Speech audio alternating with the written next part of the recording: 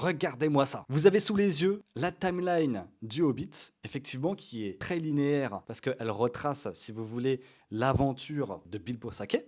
D'accord? D'un point A à un point B. En dessous, vous avez la timeline du Seigneur des Anneaux, la communauté de l'anneau, les deux tours, le retour du roi. On a un petit peu cette timeline qui part un petit peu en arborescence parce qu'on va vivre l'aventure de Merry et Pippin, de Frodon et Sam, Legolas, Aragorn et Gimli, ce qui permet de développer l'histoire et de lui donner encore plus de profondeur. De 1. Alors là, celle du Similarion, je vais vous dire quelque chose, je l'ai jamais lu. Il faudrait voir s'il existe peut-être en livre audio à écouter, vous savez, dans les transports, en voiture, etc. pour un petit peu s'imprégner de l'histoire. Il y a des gens là qui disent dans les commentaires que ça vaut vraiment le coup de le lire. Ceci dit, je pense que de 1, il faut avoir le temps et il faut s'accrocher parce qu'effectivement, il y aurait des timelines un petit peu partout et donc à comprendre, pas forcément facile. Il me semble aussi que ça pose également les bases de toute l'histoire du Seigneur des Anneaux, etc. juste après. Donc intéressant, à vous de voir. Est-ce que vous aurez le courage de lire ce livre en entier? De lire l'aventure du Similarion en entier?